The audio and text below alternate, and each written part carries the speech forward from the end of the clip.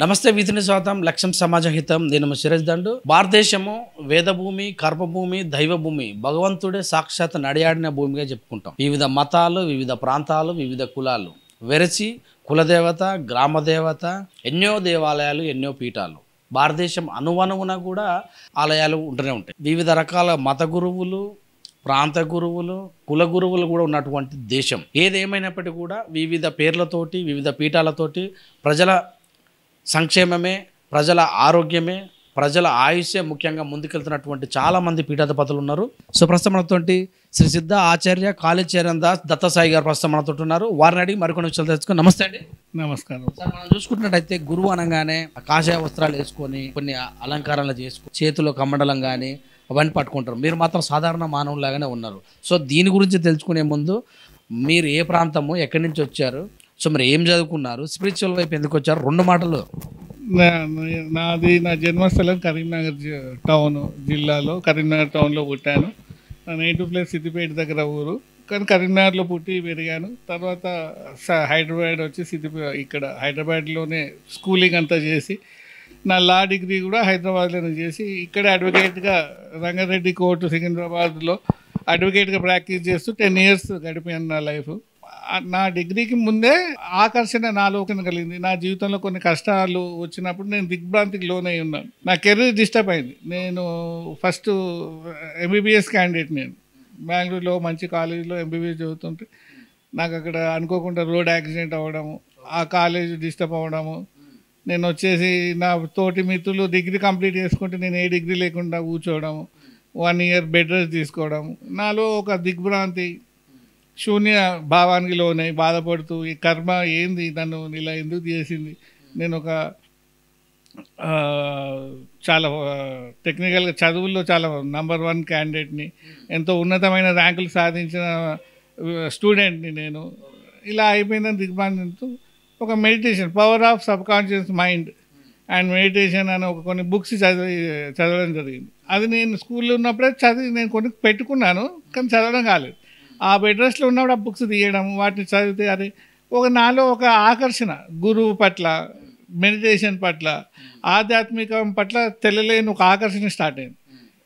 అప్పుడు నేను అనుకున్నాను, ఈ ఆథర్ ఎవరు, కొన్ని ముఖ్యమైన గురువులు ఎవరున్నారు మన ఇండియాలో అని తెలిసి అప్పుడు నా అన్వేషణ స్పిరిచువల్ అన్వేషణ స్టార్ట్ చేయడం మొదలుపెట్టాను. ఆస్ట్రాలజీలో రీసెర్చ్ చేయడం, ఆస్ట్రాలజీ బుక్స్ చదవడం, ఒక గురువు దగ్గరికి వెళ్ళి ఉపదేశం తీసుకోవడము, ఫస్ట్ స్టెప్ ఏంటి, ఎలా మనము ఈ ఆధ్యాత్మికంగా ఎదగాలని గాయత్రి ఉపదేశం తీసుకోవడం, అలా ఒక్కొక్క ఆశ్రమంలో వెళ్తూ అక్కడ వాళ్ళ విద్య నైపుణ్యం నేర్చుకుంటూ మళ్ళీ ఇంకో ఆశ్రమం వెళ్తూ అలా నన్ను ఆ స్పిరిచువల్ ఎనర్జీ గైడ్ చేసుకుంటూ ఇవాళ నేను సిద్ధ గురువు అయ్యే నాటికి ఆ దత్త పరంపరలో నేను సెలెక్ట్ అవ్వడం, సాక్షాత్ జగజ్జనని మాత నాకు ప్రత్యక్షం 2019లో 2018లో దత్తస్వామి నాకు ఆదేశం ఇవ్వడము, నా కారణ జన్మ రహస్యము. అంతకుముందు నాకు కొంతమంది గురువులు నా కారణ జన్మ రహస్యం చెప్పారు, కానీ అప్పుడు నేను ఎందుకో విశ్వసించలేదు. నా 2010లోనే ఒక మన శృంగేరి పీఠంకి లింక్ ఉన్న ఒక ఆచార్యుడు, మహా గ్రేట్ పర్సన్ ఆయన, అనుకోకుండా నేను ఒక ఇంట్లో వాస్తు యంత్రం పెడితే చూసి నువ్వు రావాలని, ఆయన చాలా పవర్ఫుల్ ఉంది నీ యంత్రం, నాకు వచ్చి ఒకసారి కలువు అంటే ఆయన దర్శించుకున్నాను. ఆయన నా పూర్వజన్మ అని చెప్తాను, అంటే ఆయన ఎంతో పవర్ఫుల్గా చెప్తుంటే నేను ఎందుకు అట్రాక్ట్ కాలేదు. పూర్వజన్మ గురించి చెప్పారా? చెప్పాను. నేను ఆశ్చర్యపోయినా. నేను పోయి కూర్చోని ఆయన, నువ్వు ఒక తెలంగాణ, ఇప్పుడు తెలంగాణ ఆంధ్ర బార్డర్లు ఉంటుంది కావచ్చు ఆ ఏరియా, నువ్వు పూర్వజన్మలో కాళీ ఉపాసకుడు ఉన్నానా, ఫలానా చోట నువ్వు తపస్సు చేసావు.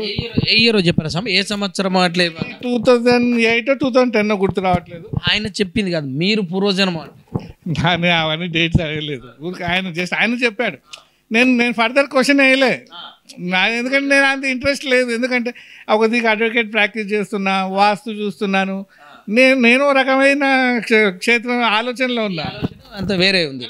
మీరు క్లయింట్ కావాలి, ఎలా కోర్టులో ఇలా ఖాందాన్ నుంచి వచ్చిన ఫ్యామిలీ బ్యాక్గ్రౌండ్లో ఉన్నా నేను. ఒక మంచి రిచ్ ఫ్యామిలీ నుంచి వచ్చిన బ్యాక్గ్రౌండ్లో ఈ పూజల పునస్కారాలు అంటే అందరూ రకంగా నన్ను చూడడం మొదలు పెట్టారు. సామాన్య మానవులాగానే ఉన్నారు అప్పుడు. ఈ దేవుడు, ఈ బొట్టు, ఈ ఫ్యామిలీ బ్రాహ్మణ్ ఫ్యామిలీ, మేము గౌడ బ్రాహ్మణ్, క్షత్రియ బ్రాహ్మణ్ ఫ్యామిలీ, కానీ మా దాంట్లో ఎవరు స్పిరిచువల్గా లేరు. కాకపోతే కొన్ని స్పిరిచువల్ సంఘటనలు మా భక్తులు అందరు మా ఫ్యామిలీలో కానీ కొన్ని స్పిరిచువల్గా ఓవర్గా మా తాత వాళ్ళు కొన్ని గుళ్ళు కట్టియడము ఆస్తి పాస్తులు పోగొట్టుకున్నారని ఒక నెగిటివ్ ఉండేది మా ఫ్యామిలీ మీద. ఈ గురువులకు దాన ధర్మాలు చేస్తారు, వీళ్ళ ఆస్తి అంతా రాంగ్ ఖర్చు పెట్టారు, గుళ్ళు కట్టించారు అని ఒక నెగిటివ్ టాక్ ఉండేది నా ఫ్యామిలీ మీద. అది నన్ను వెంటాడేది. ఎప్పుడు నేను తప్పు చేస్తున్నానా అని నాకు నేను భయపడేవాడిని, నా ఇంట్లో వాళ్ళు భయపడేవాళ్ళు. నేను పూజల సైడ్ అట్రాక్ట్ అవుతున్నాడు, అడ్వకేటు ఈ జపాలు చేయడం ఏందని వాళ్ళు భయపడేవాళ్ళు.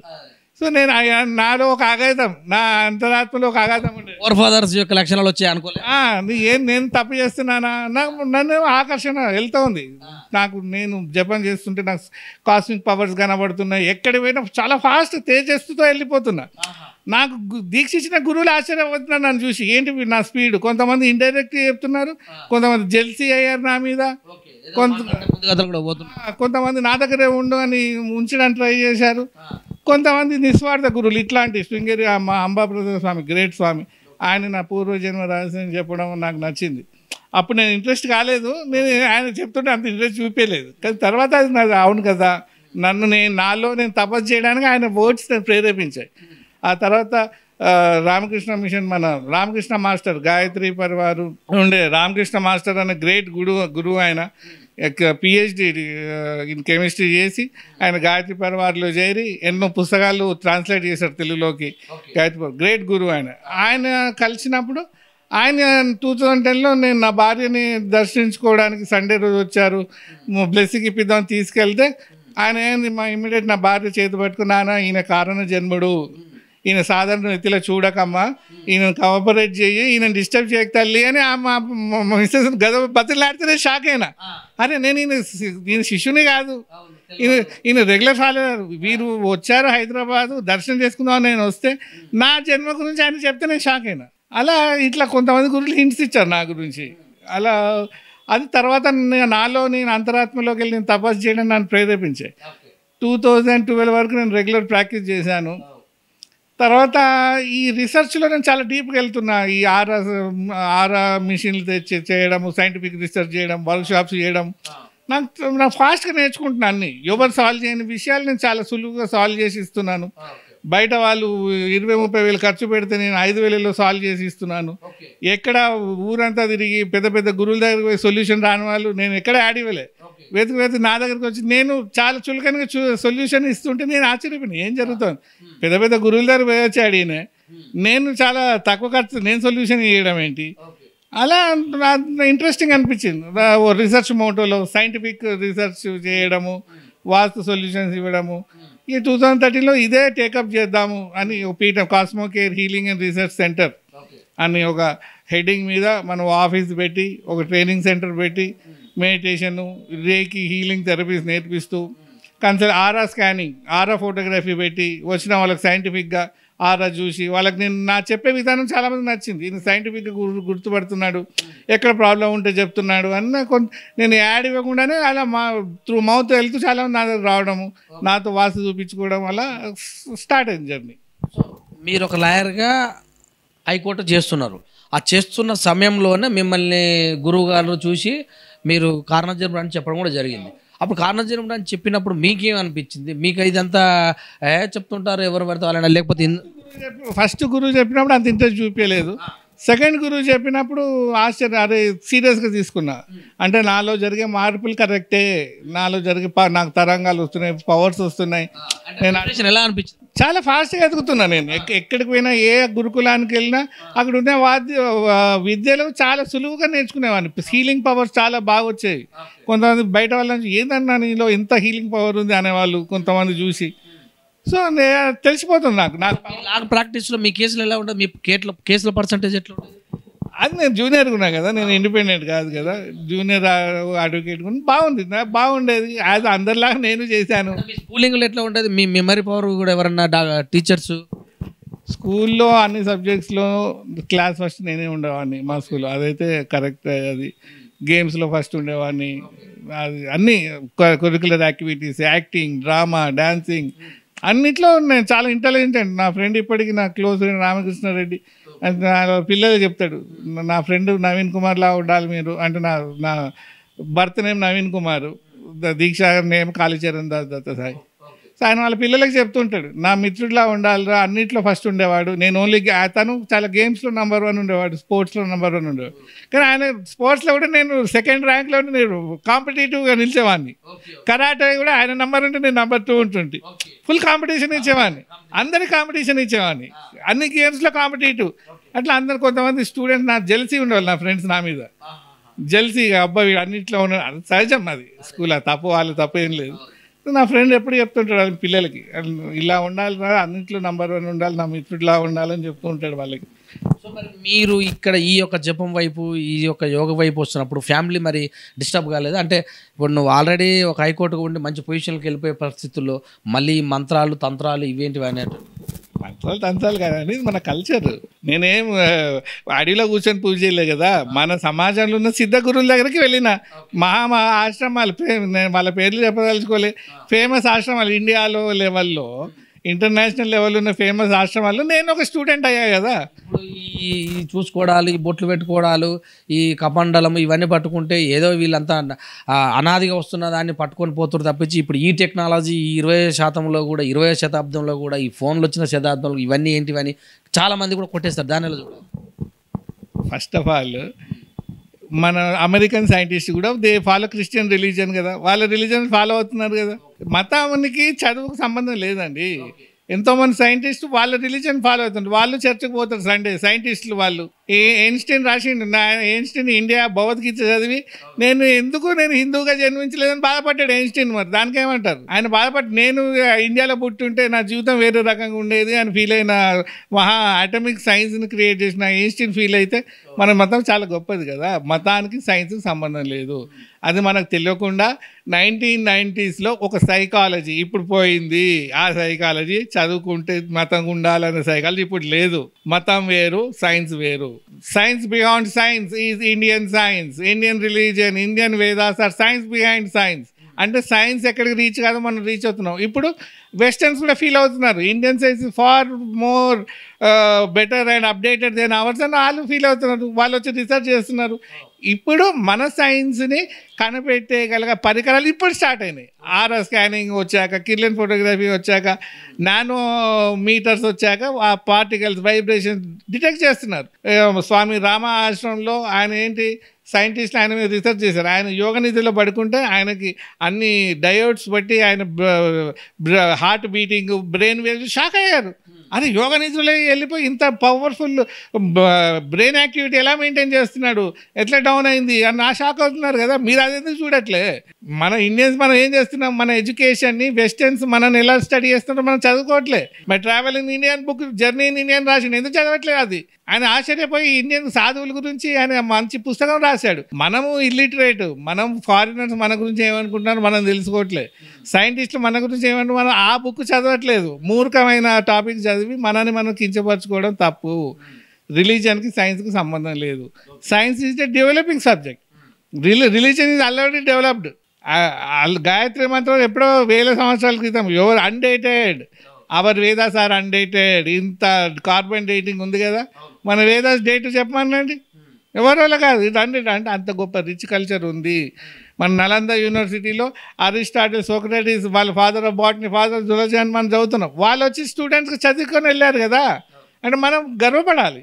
ఎవరు మన గొప్పతనం మనమే తెలుసుకోవాలి. ఎడ్యుకేషన్కి స్పిరిచువల్కి సంబంధం లేదు. అది నువ్వు గురువు అయితే కమండలం పట్టుకొని పోమని ఎవరు చెప్పట్లే. అది సన్యాస గురువు ఆశ్రమం, అదొక ఉన్నతమైన లక్ష్యం. అది ఎవరు సన్యాసం కావాలి వాళ్ళు పుచ్చుకుంటారు, తప్పేం లేదు. నువ్వు హిందూ అయినంత మాత్రం అందరు సన్యాసం కావాలని హిందూ మతం చెప్పలేదు.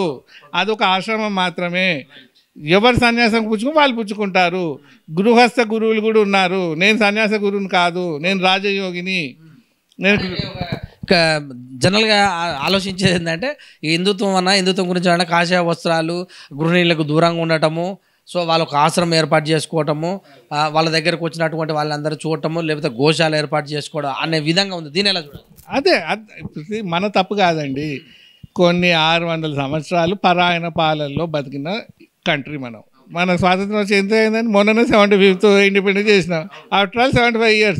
600 సంవత్సరాలు నువ్వు నష్టపోయి 70 years నువ్వు ఏం సంపాదిస్తావు? నీ లిటరేచర్ పోయింది, నీ కల్చర్ పోయింది, నీ గురుకులాలు పోయింది, నీ కులగురువులు పోయారు. అందరు పోయి ఇప్పుడు మనకున్న నాలెడ్జ్ హిందూ మతంలో 5%. అంటే ఇంకా 95% మనం నేర్చుకోవాలి. It will take time. ఇంకో 1000 సంవత్సరాలు మన పూర్వ హిందూ మతం ఒక రిచ్నెస్ రావాలంటే నాకు ఇంకా తెలిసి 1000 సంవత్సరాలు పడుతుంది. 1000 సంవత్సరాలు పడుతుంది. మరి తప్ప పోగొట్టడం ఈజీ కానీ తెచ్చుకోవడం కష్టం కదా. ఇంకా 1000 సంవత్సరాలు అయితే మన పూర్వయోగం మనకు పడుతుంది. అంత రిచ్ కల్చర్ మనకు వస్తుంది. ఎందుకంటే మనం నష్టపోయినాము. వీఆర్ రికమింగ్ బ్యాక్, రికవరింగ్ పొజిషన్లో ఉన్నాము. సో హిందువులకు తెలియదు, మభ్యపెట్టాము. క్రిస్టియన్ ఎడ్యుకేషన్ సిస్టము ఇప్పుడిప్పుడే మన వాళ్ళు మనల్ని పాలిస్తున్నారు కదా. మొన్నటిదాకా పాలించింది ఎవరో కూడా తెలియదు. నాకు తెలిసి ఫారినర్ రూల్ లానే ఉండే ఇండియా. ఇప్పుడు తనను పరిపాలించుకుని మన కల్చర్ మనం పరిపాలించి 10 years అయింది. ఇంకా ముందు మన వాళ్ళు మనల్ని పరిపాలిస్తే మనం తొందర పికప్ అవుతాం. సో గృహస్థ గురువులు ఉపాసకులు కూడా హిందూ మతంలో ఉన్నారు. అది ఏం లేదు, అది పోతుంది, మెల్లమెల్ల పోతుంది. సన్యాస గురువు ఎంత ఇంపార్టెంటో గృహస్థ గురువులు కూడా ఇంపార్టెంటే. అట్లా కుల గురువులు కూడా ఇంపార్టెంటే. అట్లా రాజయోగులు కూడా ఉన్నారు. అది తెలుసుకుంటున్నారు. ఇప్పుడు తెలుసుకుంటున్నారు. టైం వచ్చింది కాబట్టి step by step we are going back. మీరు 7 years పాటు మరి స్పిరిచువల్లో ఉన్నారు కదా, అప్పుడు మీరు తెలుసుకున్నది ఏంది? మీకు ఏమనిపించింది? మీరు జనాలను ఎలాగా సమేతం చేయాలనుకొని ముందుకెళ్ళాలని ప్లాన్లో ఉన్నారు? 7 yearsలో ఎవరితో కనెక్షన్లో లేను కదా. కంప్లీట్ ఉపాసన, 6 గంటలు ఉపాసన, హోమము, తర్పణము, అన్నదానము. నేను ఎవరితో డిస్కనెక్టెడ్ ఉన్నా కదా. నా టోటలీ అంతే. ఇప్పుడు నా ఆఫీస్లో నేను కూర్చున్నా, పూజలు చేస్తున్నా, జపం చేస్తున్నా. ఎవరైతే నాతో వచ్చి మాట్లాడుతున్నారో వాళ్ళతో, అంటే లిమిటెడ్ పీపుల్తో కనెక్షన్లో ఉన్నా. అప్పుడు లిమిటెడ్ పీపులే నన్ను సపోర్ట్ చేసి కనెక్షన్. ఎందుకంటే నేను బయట తిరగట్లేదు కదా. కంటిన్యూస్ ఉపాసన. అమ్మవారు ప్రత్యక్షమైంది, ఆదేశం ఇచ్చింది. దత్తస్వామి 2018లో దత్తస్వామి ఆదేశం ఇచ్చాడు. నా పూర్వజన్మ శక్తులు నీకు తిరిగి వస్తున్నాయి. నాకు 12 సూత్రాలు ఇచ్చాడు. ఈ 12 సూత్రాలు, ఇది కలికాలము, ఈ సూత్రాల ప్రకారం నువ్వు తపస్సు చేస్తే. నేను అప్పుడు క్వశ్చన్ అడిగా గురువులు, నేను ఎందుకు కొంతమందికి నేను పరిహారాలు ఇస్తే లైఫ్ మారుతుంది, ఎన్ని పరిహారాలు ఇచ్చినా వాళ్ళ లైఫ్ కొంచెం ముందుకు పోతుంది, ఆగిపోతుంది, ఎందుకు ఈ కర్మ వీళ్ళు అని అట్లా నేను దైవ ప్రశ్న వేసినప్పుడు దత్తస్వామి నాకు గైడెన్స్ ఇచ్చాడు. నా లీనేజ్, నా గురు పరంపరలో ఉన్న దత్త గురు నాకు స్పందించి నాకు గైడెన్స్ ఇచ్చాడు. నాకు 12 సూత్రాలు ఇచ్చాడు. ఇది కలికాలం, ఈ సూత్రం ప్రకారం నువ్వు తపస్సు చేయి, నీ ప్రశ్నకు సమాధానం దొరుకుతుంది. సో ఆ 9 months ఆయన చెప్పినట్టు నేను ప్రక్షాళన, ప్రతిష్ట, పరిహారాలు చేస్తే నాకు 2019లో అమ్మవారి సాక్షాత్కారం జరిగింది. అమ్మవారు కలియుగంలో ఎన్నో, ఇప్పుడు దాదాపు మన రావణాసురుడు లాంటోడు 100 సంవత్సరాలు తపస్సు చేస్తేనే బ్రహ్మ మరి సాక్షాత్ కాలేదు బ్రహ్మదేవుడు. సో అట్లా చాలామంది కూడా చేస్తే, అలాంటిది మీరు ఈ కలియుగంలో భగవంతుడు నాకు దర్శనం ఇచ్చారని చెప్తే ప్రజలు నమ్మే అవకాశాలు ఉంది? నేను నమ్మించాల్సిన అవసరం ఏముంది? జనాలు చెప్తారు. నా అనుభవం చెప్పాను, దారి చూపిస్తున్నాను, ప్రాబ్లమ్ సాల్వ్ చేస్తున్నాము, ఎంతోమందికి వాళ్ళ కుల గురులను దర్శింపజేస్తున్నాము, ఒక ప్యాటర్న్ ఇస్తున్నాము. అందరూ ఆనందంగా ఉన్నారు కదా. నాకు అమ్మవారి ప్రతిసారి నా పర్సనల్ విషయం, అది నేను చెప్పవచ్చు, చెప్పకపోవచ్చు కూడా. నేను చెప్పిన కొంతమంది దాచుకుంటారు కావచ్చు. నేను ఒకటే చెప్పినా, ఇంకా 10 విషయాలు ఉన్నాయి నేను చెప్పట్లేదు. అది సంబంధం కాదు కదా. అది నువ్వు నమ్మాల్సిన అవసరం లేదు, నిన్ను నమ్మాల్సిన, మీ నమ్మకం అనమాట గతంలో. నేను నిన్ను నమ్మాల్సిన అవసరం నాకు లేదు. నేను ఆ సర్వీస్ ఏంది నీకు ఇంపార్టెంట్. నేను నీకేం సర్వీస్ ఇస్తున్నాను, నేనేం ప్రీ చేస్తున్నాను, నా మతం గురించి నేనేం నేర్చుకున్నా, నేనేం నేర్పిస్తున్నా అనేది ఇంపార్టెంట్. ఇప్పుడు డాక్టర్లు చేయలేని పని, ఆస్ట్రాలజీలు చేయలేని పని. సో మరి అంటే ఇప్పుడు కొన్ని క్షుద్ర పూజలు కూడా ఉన్నాయి వాస్తవానికి అంటుంటారు. మరి ఇది చేయలేని పని మరి శ్రీ సిద్ధ ఆచార్య కాళీచరణ్ దాసు దత్తసాయి చేసే అవకాశం ఉందా? ఎవరి పని వాళ్ళే చేస్తారండి. డాక్టర్ పని డాక్టర్ చేస్తారు. నేను ఎందుకు చేస్తాను డాక్టర్ పని? నేను ఎంబీబీఎస్ చదివానా? పర్సన్ యాక్సిడెంట్ గురయ్యాడు, తనకు డాక్టరే అవసరము, దానికి గురువు అవసరం లేదు. గురువు ఎప్పుడు అవసరము? నువ్వు ముందే జాగ్రత్త నీ జాతకం చూపించుకో. నీ కాలజ్ఞానంలో ఏముంది? నీకు నెగిటివ్ టైం ఉంటే నువ్వు పరిహారం చేసుకో. అక్కడ నేను అవసరం. ఎవరికైనా యాక్సిడెంట్ అయింది, డిసీజ్ వచ్చిందంటే డాక్టరే, హాస్పిటలే అవసరము. అది క్లియర్. ఏ గురువు డాక్టర్కి ఆపోజిట్ కాదు. అది ఎవరో కల్పించిన ఇది. కొంతమంది హాఫ్ నాలెడ్జ్ గురువులు కొంచెం వాళ్ళు నెగిటివ్ టాక్ చేసి ఉంటారు కావచ్చు, అది వాళ్ళ తప్పు. వైద్య నారాయణ హరి అండి, దేవుడు తర్వాత డాక్టరు. భూమి మీద ఉన్న దేవుడు డాక్టరే. తప్పేముంది? ప్రాణాలు కాపేవాడే గొప్పవాడు. అది మన శాస్త్రం కూడా చెప్పింది కదా. ఆయుర్వేదం అంటే మనం ఏమనుకుంటున్నాం, మూలికలు, దాని గురించి కాదు. ఆయుష్ని గురించి ఇచ్చే నాలెడ్జ్ ఎంబీబీఎస్ కూడా ఆయుర్వేదమే నా లెక్క. ఆయుర్వేదం అంటే ఏంది? నాలెడ్జ్ ఆఫ్ ద వేద. వేద అంటే నాలెడ్జ్ ఆఫ్ ఆయుష్. ఎంబీబీఎస్ ఆయుర్వేదం కాదా? మనం రాంగ్ థింకింగ్లో ఉన్నాము. అన్నీ ఇంపార్టెంట్. ఈ కాలంలో ఎంబీబీఎస్ వచ్చిందంటే ఎంబీబీఎస్ కూడా ఇంపార్టెంటే. నీకు ఇన్స్టెంట్ సెలైన్ ఇప్పించచ్చు, నీ హార్ట్ ఆగిపోతే హార్ట్ యాక్టివేట్ చేయొచ్చు. అది గురువు ఇచ్చిన విద్య, దేవుడు ఇచ్చిన విద్య. మనం ఎందుకు విమర్శించాలి? అందరూ ఇంపార్టెంట్. ఎంబీబీఎస్ ఎంత ఇంపార్టెంటో ఆయుర్వేదం కూడా అంతే ఇంపార్టెంట్. ఎప్పుడు ఏది వాడాలో మంచి తెలుసుకోవాలి, అంతే కదా. నువ్వు నీ ఇమ్యూనిటీ పెరగాలి, న్యాచురల్గా నీకు బాగుంటే ఆయుర్వేదిక్ డాక్టర్ దగ్గరికి పోవాలి. ఇన్స్టెంట్ నీకు ఆపరేషన్ కావాలంటే ఎంబీబీఎస్ డాక్టర్ దగ్గరికి పోవాలి. అది మంచి తెలుసుకోవాలి. కానీ ఎవరు విరుద్ధం, ఎవరికి విరుద్ధం కాదు, అందరూ అవసరమే. మీ దగ్గరికి ఈ ప్రాబ్లమ్స్ వచ్చే వాళ్ళు అంటే ఎలాంటి ప్రాబ్లమ్స్ మీ దగ్గరకు రావాలి? మీ ప్రాబ్లమ్స్ సొల్యూషన్ మీ దగ్గర ఏ మేరకు దొరికే అవకాశాలు ఉన్నాయంటే? ఫస్ట్ ఇప్పుడు నేను ఏం చేశానంటే పీఠం ఇది కౌలాచార పీఠము. మీకు గతంలో నేను వీడియో చేశాను. హిందూ సనాతన ధర్మం అనేది 4 రకాల 5 రకాల ఆచారాలు ఉన్నాయి. దక్షిణాచారము, కౌలాచారము, వామాచారము, సమయాచారము, సిద్ధాచారం. ఇన్ని ఆచారాలు కలిగి హిందూ మతం. అందరూ ఏమనుకుంటున్నారు, దక్షిణాచారము సన్యాస మార్గమే హిందూ మతం అని మనం అపోహపడుతున్నాము. జనాలు చలమణి అవుతుంది కూడా అది తప్పు. టైం వచ్చింది, ఇప్పుడు నేర్చుకునే టైం వచ్చింది కదా. అప్పుడు మనల్ని బ్రిటిషర్స్ని కావాలని మనల్ని రాంగ్ గైడెన్స్లో పెట్టి వాళ్ళకి నచ్చిన పుస్తకాలే ఉంచారు, వాళ్ళకి నచ్చని పుస్తకాలు దగ్ధం చేశారు. కొన్ని గ్రంథాలే లేవు, ఎవరు తప్పది, మనల్ని అట్లా చేశారు. మనం ఇప్పుడు రికవర్ కావాలి. ఎన్నో ఆచారాలు ఉన్నాయి. సన్యాసాశ్రమం ఒకటే కాదు, గృహశాస్త్రం కూడా ఇంపార్టెంటే, ఉపాసకులు ఇంపార్టెంటే, కులగురు కూడా ఇంపార్టెంటే. ఇప్పుడు గురుకులాలు ఉన్నాయి, కానీ కులగురు ఎందుకు? గురు కుల్ తీసుకొచ్చి ముందర పెట్టండి, కులగురు. పూర్వం ఎలా ఉండేదంటే అసలు హిందూ మతాన్ని బ్రిటిష్ వాడు విభజించిన తీరే తప్పు. ఏమంటాడు, బ్రాహ్మణుడు, క్షత్రియుడు, గుప్తుడు, శూద్రుడు అంటాడు. వాడవాడంటే మనం డివైడ్ చేయడానికి.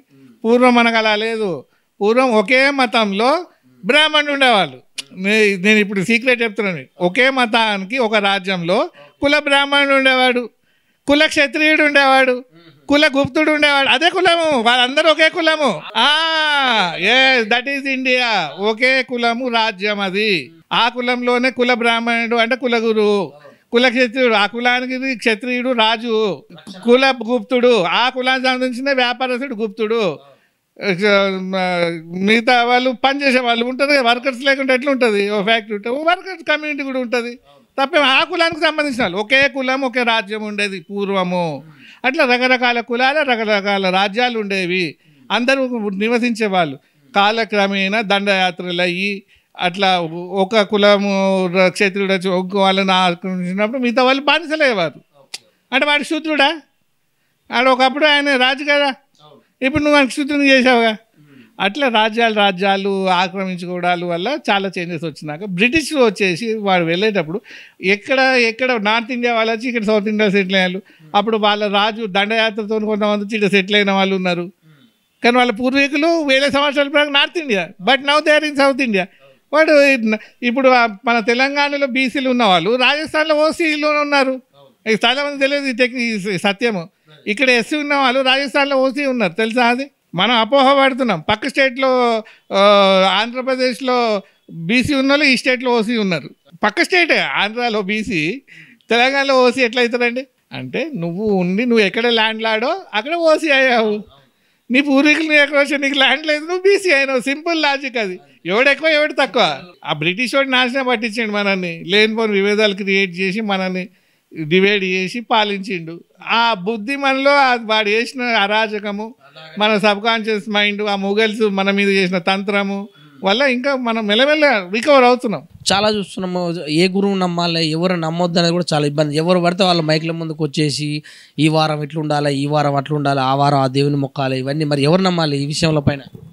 నేనేమంటాను, నేను ఎవరిని విమర్శించదలుచుకోలేదు. ఎవరి ఇష్టం వాళ్ళది, ఎవరి గురుకులం వాళ్ళది, ఎవరి ప్రచారం వాళ్ళు చేసుకోవచ్చు.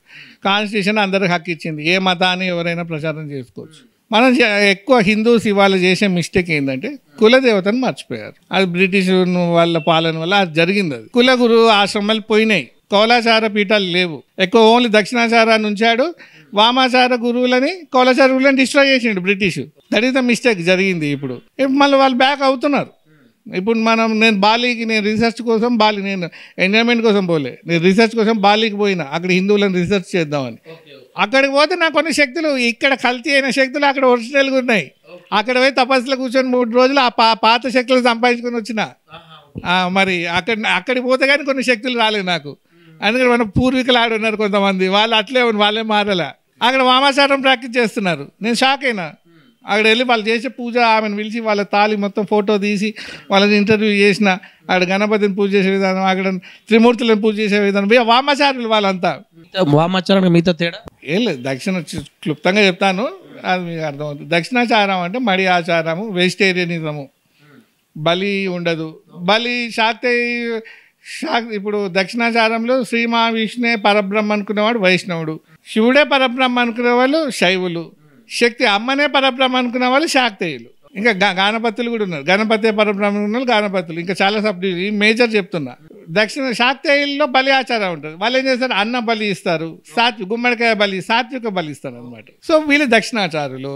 అదే కౌలాచారులు వామాచారులు ఏంటి, డైరెక్ట్ బలి, జంతు బలి ఇస్తారు. కౌలాచారంలో వామాచారంలో జంతు బలి యాక్సెప్టెడ్.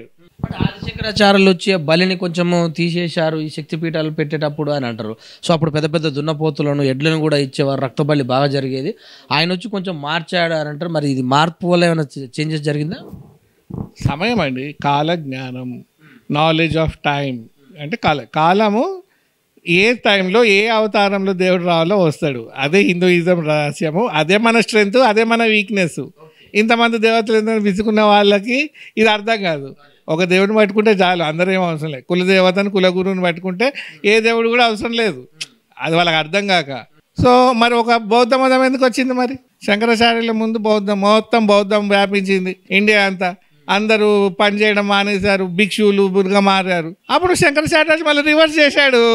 అంటే బౌద్ధం తప్ప, బౌద్ధ అవతారం తప్ప అని చెప్పండి, జైనిజం తప్ప కాదు కదా. ఆ సమయానికి బౌద్ధం ఏ టైంలో వచ్చింది?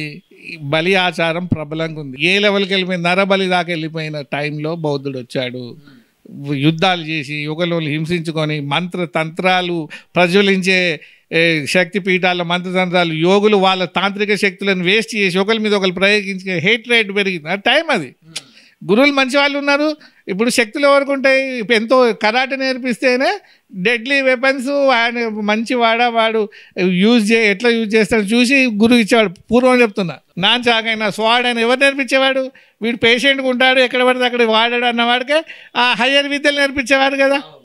ఇది కూడా మన విద్య ఏంది? గాయత్రి మంత్ర స్వరూపం, మంత్రశక్తి ఎక్కువ ఉంది. మంత్రంతో వర్షాలు కురిపించిన దేశం ఇది. అప్పుడు ఉన్నాయి మరి ఒకరు ఆశ్రమాలు అటాక్ చేసుకోవడము, మంత్రశక్తులు వాడుకోవడము, తంత్రం ప్రబలించింది. తంత్రం చెడు కాదు, తంత్రాన్ని ఒక ప్రొసీజర్. కానీ శక్తి ఈగోకి పోయి ఒకరి మీద తంత్రం వాడడం మొదలుపెడుతున్న సమయంలో గౌతమ బుద్ధుడు వచ్చాడు. శాంతి, ఫైట్ చేయకండి నాయనలారా, శాంతి ఉండండి, పరోపకారే శుభబుద్ధి, అధర్మం చేయకండి, బలి ఇవ్వద్దని ఆయన బలి తగ్గించాడు. బలి ప్రజ్వలించింది. బలి శక్తి మంత్రాలు తంత్రాలు వాడడం. ఆ టైంలో ఆయన వచ్చి శాంతి కొంచెం తప్పలేదు కదా, కరెక్టే కదా. అదే బౌద్ధం టూ మచ్ అయిపోయింది. టూ మచ్ అయిపోయి పని చేయడం మానేశారు అందరూ. పని చేయడం, భిక్షాటం చేయడం, పని చేయడం, స్కిల్ పోతుంది, పవర్ పోతుంది. అందరూ యంగ్స్టర్స్ విసులైతే సంతానం ఎలా అవుతుంది? సమాజం ముందుకెలా వెళ్తుంది? వారియర్ అనేవాడు లేడు, నీకు రక్షకుడే లేడు. అందరూ అయితే దొంగలు వచ్చి నిన్ను ఇది చేస్తారు కదా. ఆ సమయంలో శంకరాచార్యులు మళ్ళీ జన్మించి ఆదిశంకరుడు మళ్ళీ వేదాచారాన్ని రివైవ్ చేశాడు. అది అవసరం ఆ సమయంలో. అది ఆయన ఉన్నాడు కాబట్టి అప్పుడు అది చేశాడు. బలి వద్దని లేదు, ఎంత అవసరమో అంత చేయాలి.